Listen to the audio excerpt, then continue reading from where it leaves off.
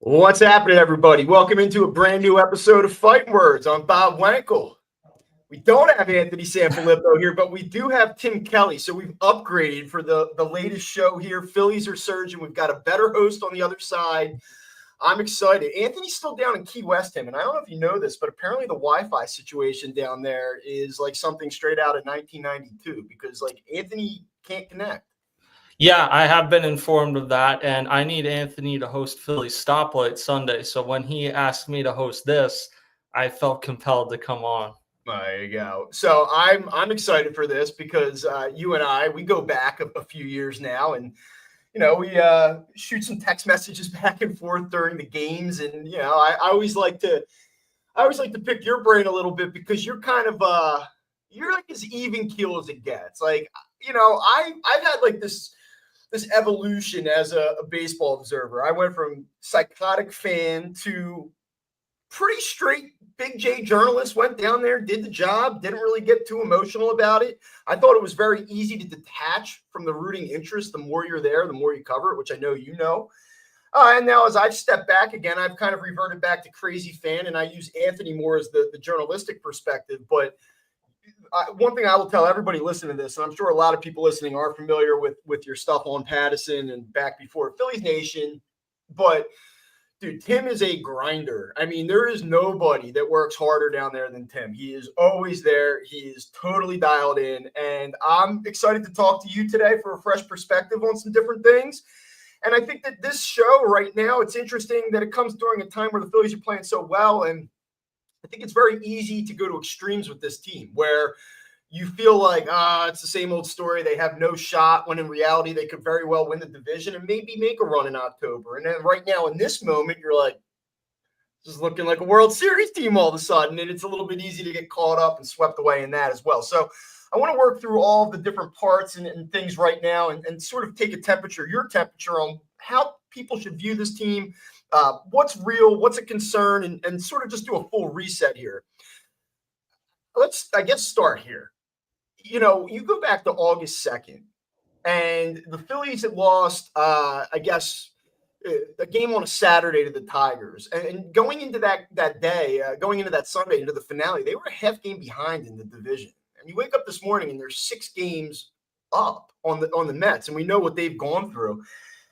I guess, like, I don't even know where to start. How surprised are you that this has happened and it's escalated in the manner in which it has? And do you kind of think that they have now cleared that hurdle and they're going to surge past them and this is over, or are they going to fumble again? Do you expect the Mets to climb back in? Like, how do you assess what the hell has happened in this division over the last 2 weeks?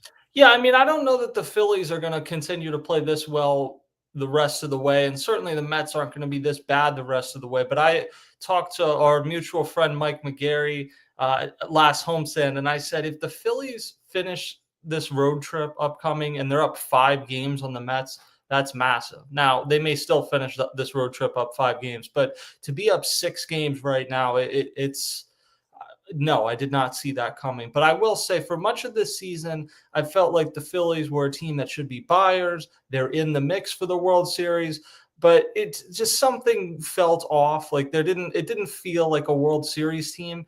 Since they've gotten Duran and Bader's added something for sure. They feel more like a team that I could reasonably see going into the playoffs as potentially the favorite to emerge from the National League, especially in a year where there's not like an obvious team. I'm looking at some notes here. I did a little bit of research coming in. It's interesting. So if you go back to that day where they were a half game behind the Mets on August 2nd, Fangraphs gave them a 53% chance to win the division. And this morning it sits at 91.8. And so, I mean, things have dramatically changed and shifted in terms of the division dynamics. And I still, I've sat on this show for months and I've said the same thing. I think that they're somewhere between a 90 and 94 win team. I think that they could possibly win the World Series. I don't think they will. I don't expect them to. But in this moment, the one thing that's felt a little bit different, like they've won 7 of the last 8 games. They've had some good performances. The pitching's been really good. I believe over the last 8 games, they've given up 3 runs or fewer in 7 of the 8, 2 runs or fewer in 6 of the 8. Like that's sort of been their formula all along. What's been different, though, is you go back and you look at the game Saturday night. You get the big explosion Friday. Great. That's vintage Phillies. Saturday night, they lose that game. They don't come back in the seventh inning. It's not the bottom of the lineup that gets it done. Like, we have not seen that with this team. You see all the different situations recently where they've struggled to sweep. It had basically been 2 calendar months since they had swept the team. They get it done on Sunday. Last night is a stone-cold situational loss for that team. It's Taijuan Walker. They're facing Abbott, who's awesome. You don't have Duran. You don't have Strom. They fly in from Texas to Cincinnati. They have every right in the world to lose that game last night, and they were sleepwalking for 8 innings, and then boom. And like, these are the games they don't win, and that's the difference between being 20 games over 500 and being stuck in that 14 to 15 games over 500 rut or cycle that they felt like they were in for 2-3 months. Is this different? Like, is this really just the same team and we're just seeing some different breaks right now? Or do you really think what we're seeing from the bottom of the lineup and a little bit more of a competitive balance? It's not just Schwarber. It's not just Harper. It's not just like these core guys. You're starting to see things lengthen out a little bit. Like, is that real, or is this kind of just like a, hey, it's been a couple games. It happens over 162. Don't get too excited by it. Well, I think it's real to an extent. Brandon Marsh is not going to continue to hit like this, but he's also a much better player than what he was at the beginning of the season. Bryson Stott, to me, has been the one that's really stood out these last couple of weeks, because he's performed like what I think most of us expected he would coming into the season.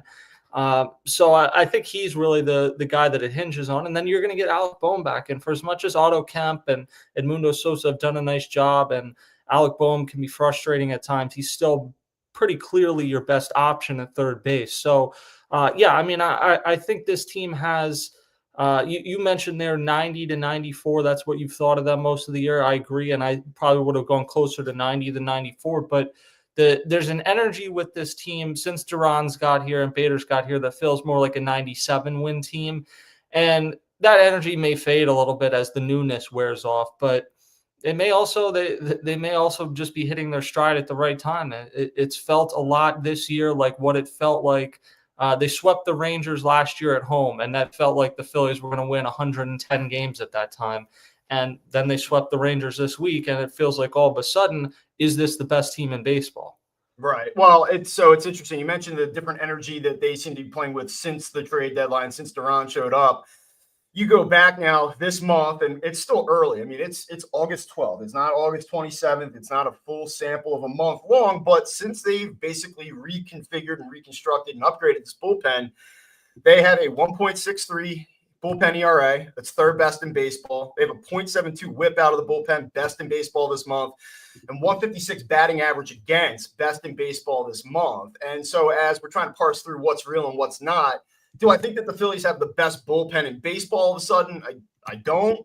But do you feel like if this is about winning a World Series, can this team win it? That's what all the talking points are. You turn on the radio. Do you believe? Are you on board? Like, that's what we always cycle back to, right? So let me just ask it to you plainly. Do you think that this current mix of bullpen arms is enough in October to win a World Series? Yeah, I do. If you have healthy Zach Wheeler going into the playoffs, I do think that this is enough. And that's what it is. You're also going to have less, if any, scenarios where you're playing 3 games in a row. So Duran can pitch every game, basically, once you get to the postseason. So you won't have scenarios like last night necessarily. Some of it comes down to, like, what is David Robertson? He pitched last night. There were some – you could take away, depending on what your belief was coming into that outing on how David Robertson would fare, I don't think your opinions changed. There were some really good – my takeaway last night was it happened, Yeah. Okay. That's Right. sort of what I saw. So I think David Robertson is a 7th inning guy, and Strom and Kerkering, you got to figure out the 8th. But all of a sudden, if you figured out the 8th, it's a wrap in the 9th. And that could change, obviously. But right now, it certainly feels that way. And yeah, I mean, if you really trust Banks or if Romano pitches well, like all of a sudden you've got to well, that's one guy I wanted to ask you about. So Romano comes in last night, trailing 1-0, and it was a quick inning. It was efficient. He looked good. He's going to be here, right? Like, there's no world where they'd say, like, let's move on. I still think that he represents one of their more, it's crazy to say it, I know the numbers, I understand it, but I still feel like he represents like one of their higher upside arms. Like, and the way that he was used last night is exactly how I'd like to see him used. If you're in a game that's competitive, a game that's still within reach, I don't mind going at him in the 6th or 7th inning of a game. If you're holding a 5-2 lead and you're in the 6th or 7th and you want to go to him to try to get a couple key outs, like, I have no issue with that. Turning it over to him in a one-run game in the 8th, that's a different level that I don't really trust him in and I don't want to see him in. But this is where I give the Phillies some credit. I mean, the bullpen was so bad that we've kind of talked about it. Like Anthony and I have said in the past, like, I know that there's this feeling like when you look at the numbers and you get to this point in the season, you have to consider the DFA, you have to consider moving on. But I'm like, if you look at this current bullpen mix and what they've had for most of the season, it's I think it has some reluctance. You have to have some reluctance in moving on from a guy like him just because there is something in him and you do see it from time to time. Yeah, if the month of May hadn't happened, I think it would be a clear DFA. The fact that he had a month where he looked lights out, I think you're chasing that to a degree, and maybe you'll get it, maybe you won't. It's one of the reasons you couldn't bank on it coming in the 8th or 9th inning. But if you're talking about can he pitch in the Jose Ruiz role from a year ago, yeah, I think he can do that. And if last night's any indication, like he's got a chance to turn things around. So again, it's one of those hope for the best, don't expect the best situations, but they don't really have like who, if not him, who is going to be into that role, I guess. Yeah, all right. So there's a few things here that they have kind of coming up. And I want to talk about how they've gotten to this point and how the perception of the team is sort of changing in the moment. And like that's all fine and well, but people that listen to the show know that we're an anxiety-based podcast. Like, we talk about some of the things that you go, all right, well, like what's coming down the pipeline here? What are some of the things that should cause some level of concern in the moment? I guess I want to ask the biggest thing, because I think it is the single most important thing for this team right now in terms of its ability to compete in October, and that is the overall health of Zach Wheeler. And there's been a lot made of the declining velocity in recent starts. Certainly, he was still effective against the Rangers. He sort of gutted it out, but he was pulling a lot of pitches, it felt like at times. Where are you at with Zach Wheeler right now in terms of just, do you think that this is a situation where he will have to be sidelined at some point? Do you think it's a situation where there should be real concern about what's going on with him? Or do you kind of feel like that this is just something that he's going to be able to work through? I thought it was telling, personally, that early in that start, when you looked at the declining velocity, I said he might be out of here after 2 innings today. And the fact that he stayed out there, they don't seem to be, sounding the alarm in this moment. It kind of makes me feel like that they're going to try to work through this thing. Yeah, that's what it seems like. To me, it's still wait and see. Like he pitched well on the standard of a regular starter last outing. He did not pitch well on the standard of Zach Wheeler. Like 51 out of the 83 pitches were strikes. I believe that's not Zach Wheeler. Coming out after 83 pitches is not Zach Wheeler.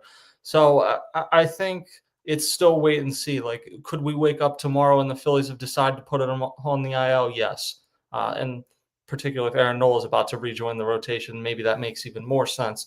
I just look back to 2022 when he had some forearm tightness late in the year, and that's usually like an awful, like this guy's going to end up having to have Tommy John type precursor for a pitcher. He didn't. They shut him down for a few weeks. He came back, and obviously in that postseason, up until the moment where Rob Thompson pulled him out in Houston in Game 6, like he was great. So I do think with this bigger lead in the division, you don't want to get complacent, but there is more of a temptation if you think shutting him down for 2 or 3 weeks can get him ready. The problem is there's not going to be much time to build up if you do that afterwards. So it will be interesting to see what they do, because obviously he's the face of the team, really. And it's a reminder, like everyone's talked about, oh, you only have through 2027. There's no guarantee he's going to be that good even the next 2 years. He's a 35-year-old power pitcher. So you only get so many cracks at it with a guy like this. All right, let's assume for the time being that he makes his next start, he stays in the rotation, and even go so far as to say that he figures it out and everything kind of returns to as is with him.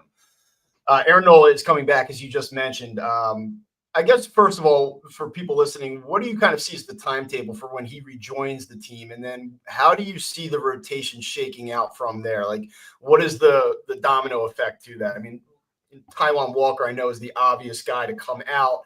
I just want to say, if you would have showed me on March 30th Taijuan Walker's numbers and said, hey, on August 12th, you're going to be talking about a guy who had a 3.39 ERA over 85 innings at this point. I mean, he has not been amazing. At times, you kind of have to hold your breath. But I give that guy a lot of credit, given what his 23 and 24 looked like and what he's been able to do and contribute to this team. And it is a real under the radar story. Like, we're 15 minutes into this show. I saw a lot online last night. Look at the Phillies, the big hit, Wes Wilson, Trey Turner. Don't win that game without Taijuan Walker last night. It's one of the greatest one-year turnarounds that I can ever remember seeing. And I said that to someone even in spring training. I'm like, the fact that this guy's throwing 93 or 94, I didn't think he like physically was capable of doing that. And you've been in like post-game interviews with him. He is like, I hate the term pros pro, but he is that. Like, he is a good guy and he's a hard worker. And there are plenty of guys, myself included, that if I was pitching like he did last year, I would not have like been friendly to anyone. He was a professional. He talked to the media every time. Like, he remained on the top step, as they always say. So it's been an incredible story. And really, I think there's a strong argument, at least in the short term, for going to a 6-man rotation because he's pitching so well. He also didn't, I guess you could try him again in the bullpen, but there really didn't seem like there was much there when they tried him out in a relief role. He is still more of a starter. So I think you go another 2 weeks and maybe Zach Wheeler has to go in the IL, or maybe somebody else has to go in the IL, or maybe at that point you shift someone to the bullpen that isn't Taijuan Walker. But I think he's pitching well enough right now that there's not really a reason to take him out of the rotation. And look, if Zach Wheeler still wants to pitch every 5th day, then maybe you get creative and he pitches every 5th day, but Ranger and Luzardo go every 6th day, something like that. It would be difficult to follow, but it might be their best path. But you're right. Like, Do you think that they would be inclined to do that? Because I think your argument's compelling. And again, it's like it just comes with this, like, you have to suspend disbelief for a moment. Like, I can't believe we're making the argument to keep this guy in the rotation, but like on merit, if you watch the games, you look at what he's doing. I also think that there's a part of this where I don't believe he's going to be effective out of the bullpen. I don't think that is a fit for him. And I almost want to applaud it even further, what he's been able to do because of the lack of plan for him. It's like, all right, well, you're in the rotation. Now you're not. Now you are. Now they've had no defined role for this guy. And he's just, whatever you've asked him to do, he's done it. I know he makes $18 million a year. I know that that's his job, but I think that there's something to be said for the way that he's handled it, the way that he's produced. Do you think that the Phillies would actually consider this? Yeah, I do, in the short term, at least. Now, I don't know whether they consider the part of like having some guys go every 5th day and other guys go every 6th day, but I do think in the short term, especially if you're trying to nurse Wheeler a little bit and make sure he's healthy getting to the postseason and make sure Luzardo and Ranger don't kind of burn themselves out, which each has a history of doing. And then, like, you get to the point we've said all along, late in this season, maybe one of them goes to the bullpen. Well, it becomes a lot easier for one of them to go to the bullpen if you have 5 other guys that you trust. And I agree with you. Like, I didn't see much upside for Taijuan Walker as a reliever. I think he's a long man if he's out of the bullpen, and it's way more valuable to have him as a guy every 5th day going 5 or 6 innings, even if it's with a 4.5 ERA, which it isn't. But even if it's that, there's more value in that to me than having him just on for mop-up duty in the bullpen. All right, let me put a bow on the rotation conversation with this. You get to a playoff series. Let's just say, for the sake of argument, they're playing in a wild card round, which right now they wouldn't be.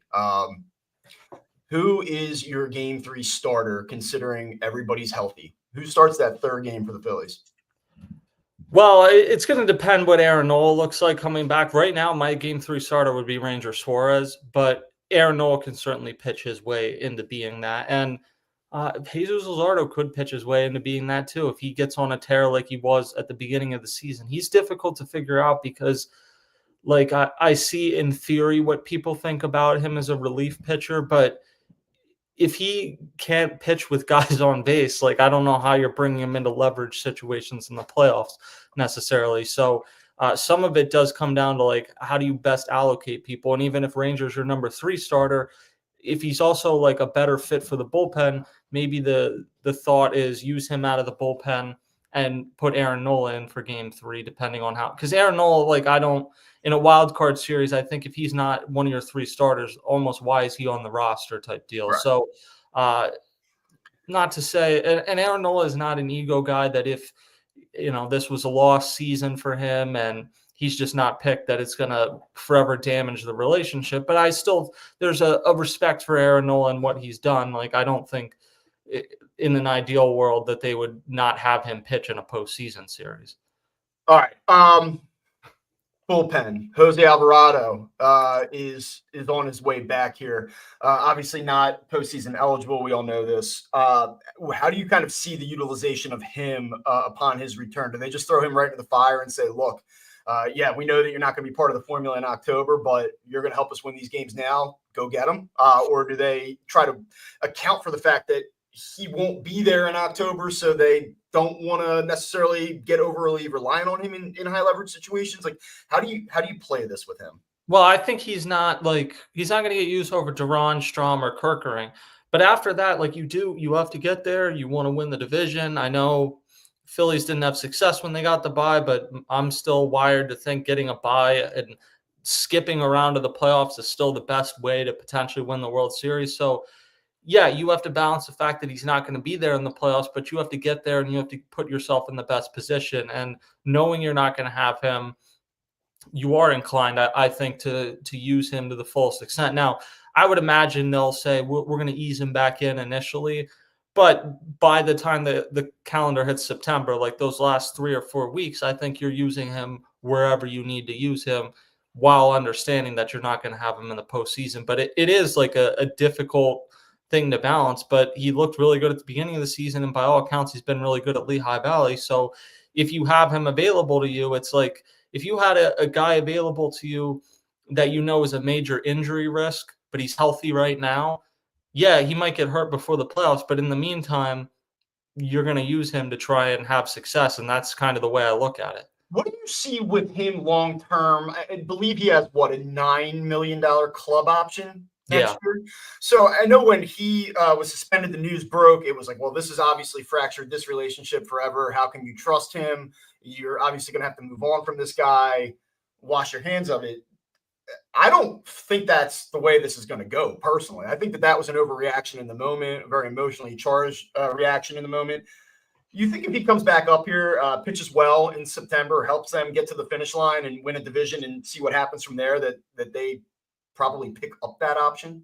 I definitely think it's a consideration. Now, he's going to have to pitch well. Like, if the Phillies had that $9 million option on him after last season, I think they would have declined it. Yeah. But based on the way he was pitching early this year, which I get, again, comes with some level of an asterisk, it's like a no-brainer. Like, on the open market, you're talking about him getting multiple years for a higher average annual value. So it's going to come down to how much do they think whatever he took or took by accident or whatever the case is, how much do they think that contributed to him getting an uptick in velocity? And we'll see down the stretch how much it contributed, because there's nothing going on right now. So he is absolutely pitching for that. And even if the options declined, I think it's a $500,000 buyout. It's possible they could bring him back at a lower price. And maybe to some degree, like, he feels like he owes them one, if that's the case. All right, now I want to get to the interesting stuff, the things that I think right now in this moment are the most compelling talking points. And it all has to do with the Phillies outfield. So there is this thing, like, Max Kepler won them a baseball game this weekend. And there's been this, like, you know how it goes, especially as someone that lives on the timeline. Oh, look, you got to credit Rob Thompson for sticking with Max Kepler. He came up big. My response to that would be, like, you absolutely do not have to credit anybody with the Phillies for anything related to Max Kepler. Like, yes, he helped them win a game the other night. There's two kind of conflicting thoughts I'm having about Max Kepler in this moment. So, yes, he has a big hit the other night. I still look at the numbers. Last 7 games, hitting 200 with a 227 on base percentage. Last 15 games, hitting 180 with a 236 on base percentage. Last 30 games, hitting 181 with a 269 on base percentage. And it's not like the slug has been off the charts either, right? But if you're thinking about postseason roster construction, Can you make the case, and I'm kind of curious where you stood on this one. Can you make the case that he provides you some degree of professionalism and thump as a pinch hitting option late in games, as a guy that still gives you the most pop from the left side against a right-handed starter in the postseason? Like, I don't think he's done enough to really warrant this like trust that the Phillies have in him. But if you just remove like the contract and how bad it's been aside, and you sit here on August 12th and think about what is our best way forward in October, is Max Kepler part of it? Yeah, I definitely think he's in the consideration right now. And one thing I would point to, and I get it, it's a small sample size.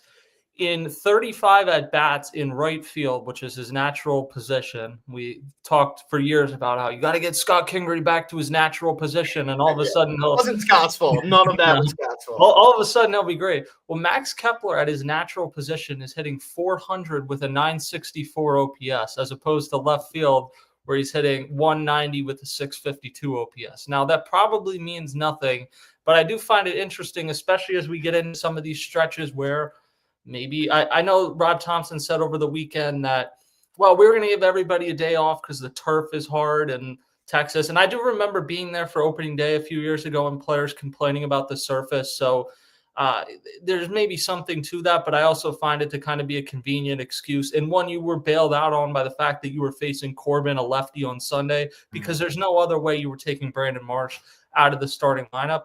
So I do wonder whether they consider platooning a little bit more in right field with Nick Castellanos, who we've all made and seen, and it's not just the metrics, it's also our eyes, that it's been rough in right field.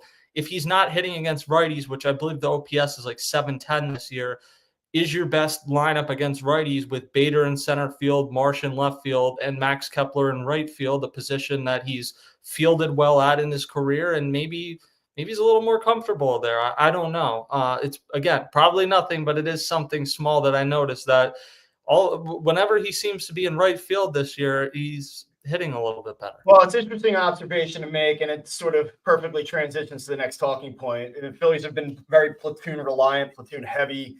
We've seen it now with Bohm out at third base, in left field, in center field, and second base. One place that has not really occurred to this point is right field. And Nick Castellanos has been dreadful lately. Last night was hard to watch, just non-competitive at bats in key situations. His last 30 games, he's hitting 203 with a 230 on base percentage, only slugging 339. It's just gotten worse as you kind of shrink the sample. Last 15, hitting a .186 with a 200 on base percentage. Last 7, hitting 111 with a 111 on base percentage. He doesn't walk. The power numbers have not been off the charts. The OPS, I believe, is down to 714 for the season now. I think he's hitting 259. There was a time this year where he said, like, look, he plays every day. We know the defensive limitations, but he does give you some sense of a presence in the middle of the lineup. I was okay leaving him out there every day. After a horrible start last year, he kind of got it together. He was one of their better playoff performers last postseason in that short series against the Mets. I guess what I'm wondering, like, I watched the at-bats. Like, I remember like one of his family members said, like, watch the games when the whole Castellanos conversation came up about a month and a half ago for the first time. I don't know, man. Like, I watch the games and I just see these at-bats, and in real time, I'm like, I think it's getting harder and harder to make a case for this guy as an everyday player. But I do wonder, is there enough of a track record? Is there enough of, like, he's still one of our bigger name guys? There's a history with him. We've seen him go cold and then get out of it in the past. What would the ramifications be in terms of the clubhouse dynamics, even if you were to sit him down in a platoon situation? I personally don't think that would go well.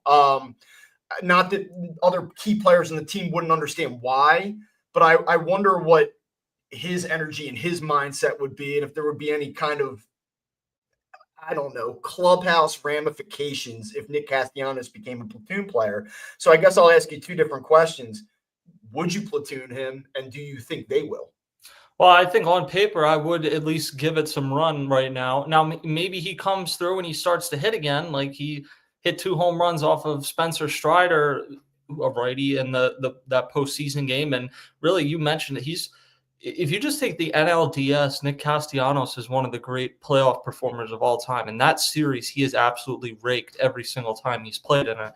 And I agree, when he's going even okay, he is your best option in the outfield on an everyday basis, even with the defensive limitations. But he's not going that way right now. And yeah, I mean, you do have to consider the clubhouse ramifications. I think it's less, are other guys going to revolt, and more, is he going to have like a negative energy that kind of rubs off on other people? Clearly, they considered that. And I mean, would it be fair to say, like, from my seat, and like full disclosure, I've not been in that clubhouse since last July, I want to say, so I have not seen the day-to-day this year. My impression would be that, and it's nothing against him as a guy. I don't think he's a bad guy. I think he wants to win. I think he's like a professional baseball player.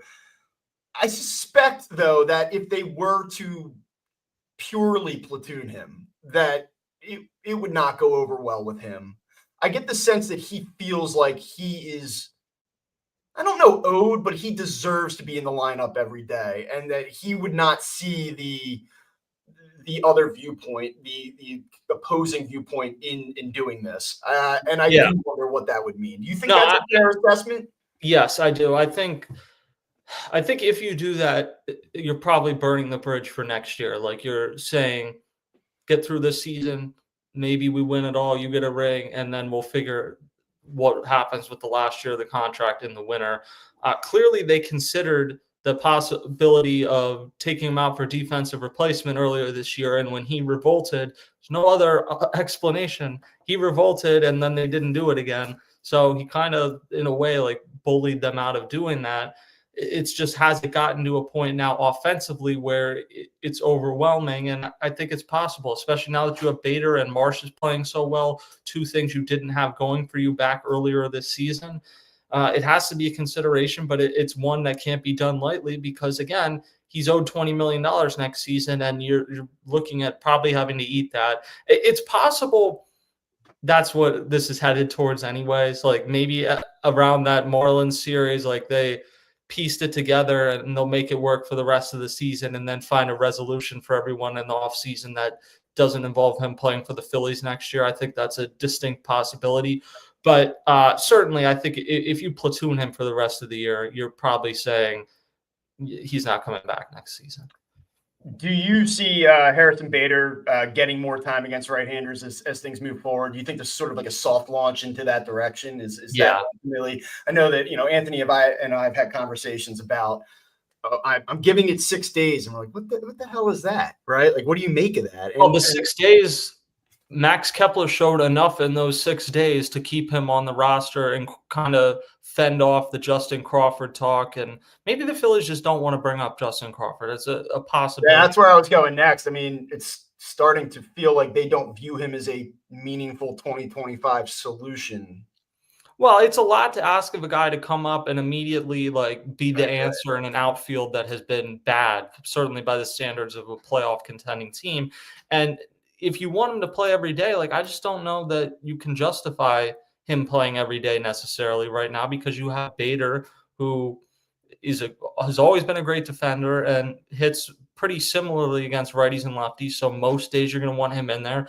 Marsh to me is a strict platoon guy, but he's on the right side of the platoon. Like he's going to mash righties. That's what he's done. You have Castellanos, who even if you're platooning him to some degree, like he's still going to be in there most days.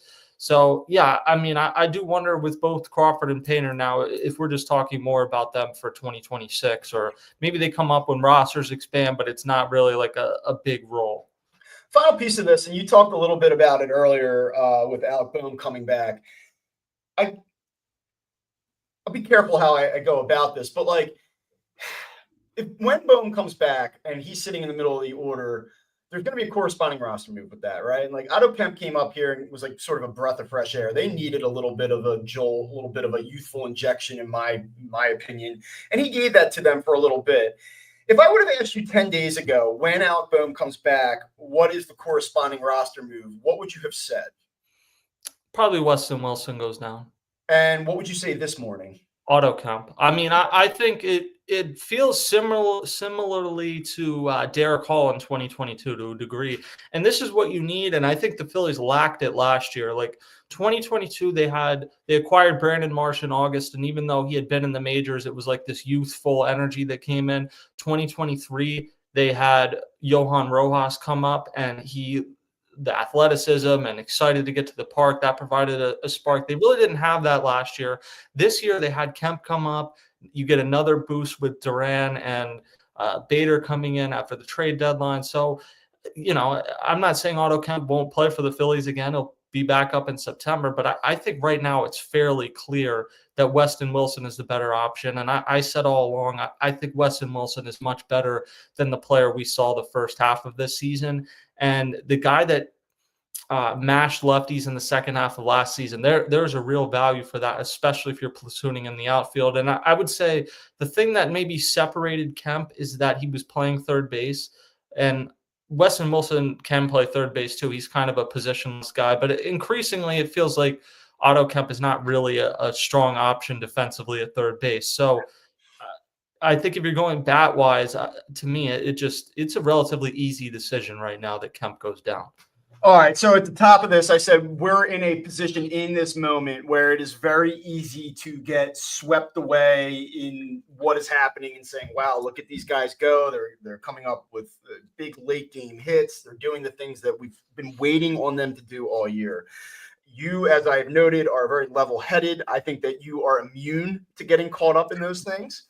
So I will put you on the spot here and ask you this. How do you see this unfolding for the Phillies this season? Like, I guess I'm not going to ask you to design your entire playoff bracket and tell me how it goes, but you think this team has – I'll actually go a little bit further and really put you on the spot. Like, how far is this team going? Well, for much of the season, to me, it felt like it was going to have a similar end to last year where you get into the playoffs. Maybe you win the wild card round if you play in the wild card round, but then you're out by the DS. I no longer necessarily think that. Like, to me, I see how well the Brewers are playing. You can't tell me, though, in a playoff series where you have Zach Wheeler and Christopher Sanchez that you're not going to take the Phillies to beat the Brewers. The Mets are playing awfully right now. The Dodgers, I get they won the World Series last year without pitching, but that's not like a normal occurrence.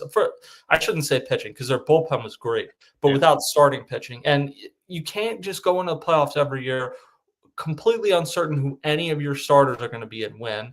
And even like as good as Ohtani's pitching, what is he going to go max 4 innings, like 5 innings? You're going to have the clear advantage starting pitching, and now you have something bullpen wise. So I think for the first time they were always a World Series contender in the broad sense. But if you had made me before the trade deadline pick my top 5 teams most likely to win the World Series, I probably wouldn't have had the Phillies in. They would have been close to number 5, but probably on the outside looking in. Now I think they're right in that 1, 2, 3, 4 mix.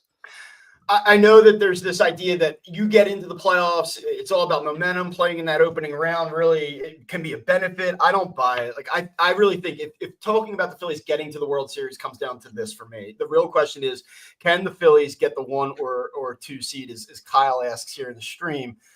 That to me is the key. Like if you can get that buy, then I start to buy it. I just don't know. I still come back to this. I feel what you feel right now. I look at the rotation. I see the flaws in the rest of the National League. I see a rebuilt bullpen that I can buy into. I see an emergence of Bryson Stott, who's been really good over the last 15 games or so. I can start to talk myself into a lot of it. Where I just fall a little bit short with them, and I get it because I'm not looking at the flaws of each of their potential opponents, but I just can't get over, like, can you win a wild card round, a DS, a CS, and then a World Series with some combination of Alec Boehm and Nick Castellanos protecting Bryce Harper? I don't think you can do it. I just don't see it. And I know that I'm taking JT Realmuto out of the equation. He's been the second best hitting catcher in baseball now for about 2.5 months. And and Brandon Marsh. Yeah. And Marsh has been really good. Like I see it, I get it. I feel like I've been and I think a lot of people feel like this. We've been down this road before with these guys and these playoff series, and the magic runs out. But if they can get through if they can get that bye, I do start to think it becomes a very, very real possibility. Well, you're going to have to win some games 2-1, which I don't think you certainly weren't capable of doing it earlier this season. Last year, going into the playoffs, I thought they would be capable of to a degree, and the entire bullpen, Estevez, Hoffman, and Strom, kind of imploded in the playoffs last year. So obviously, you need that not to happen this year. But Duran is a game changer back there, and then you have Kerkering, Strom, and some other guys that you're gonna have to piece it together. But it's a lot easier to do that if Zach Wheeler or Christopher Sanchez goes 7 innings. The one storyline that I think is going to reemerge, and I have a feeling baseball coach Bob and fan Bob have a different opinion on this. The Phillies are going to end up playing games at 4 and 5 o'clock. There are going to be shadows at Citizens Bank Park again. And I know people don't like to hear it, but like I was at the opening day game where Mackenzie Gore was pitching, game 1 of the Mets series last year. Zach Wheeler was pitching well that day. I've seen Zach Wheeler make 15 or 20 better starts than that, but he got 34 swings and misses. Like, they're going to have to pray that they're cloudy days at Citizens Bank Park in the playoffs, or you're talking about the same storylines as last year. Absolutely nobody wants to hear that. It is very real. It is very, you're right. There are conflicting opinions in my own mind. Like the fan in you says, give me a break. I don't want to hear it. The reality of it is that makes it much, much harder. And you're right. It's interesting. Like that was the storyline at the end of last year. Game 1 with Gore. It was like all anybody talked about. And then it's like we all just forgot about it after that Washington series. Like that storyline went away. Well, and there's nothing you can really do about it. Like I remember people being like, well, why weren't the Phillies out here at 4 o'clock the day before? They were. It was cloudy that day. And what is the path to them avoiding that time slot? Is it the Yankees? Like the Yankees cannot make the playoffs, right? Like no, the path is the Dodgers don't make the because the Dodgers are getting the night game. Dodgers are going to get the late game. Yeah, it's the Dodgers so maybe you're going to have to win a series. Like I guess if you play the Cubs, like would they move the Dodgers to 5 o'clock and have Cubs Phillies late? Maybe. I mean, time zone wise, it doesn't make sense, but would that be a more appealing matchup nationally, potentially? So, yeah, you're gonna have to get some luck or hope it's the Phillies beat the Shadows. That's gonna be the entire month of October. Oh my God. All right. Well, on that note, everybody can have some anxiety over that, and can't leave feeling totally good about this thing. All right, Tim, thanks for jumping on with us here. Just a quick show note. Anthony, I believe this is the longest Key West vacation in the history of the world, by the way. I don't know if you've ever been to Key West. I have. It's awesome. I've been down there. I think it was 4 nights I did. And by the last night, I know you make your choices down there and all, but by the last night, it was time to go home. So I could not possibly imagine doing 7 days down there. But he, I believe, is coming back north tomorrow night. So we will do our normally scheduled stuff beginning again on Friday. We're through vacation vacation season here. Tim, I think we need to have you back. Maybe bring in a little like 3-man rotation here at times. I really appreciate you doing this, giving up your time to do it, and giving people a show today. Make sure that you follow Tim on Pattison.com. You can follow him on X at Tim Kelly Sports, as you see on the screen there if you're watching this live. For Bob Wankel, for Tim Kelly, I'm Bob Wankel, and we'll talk to you guys on Friday.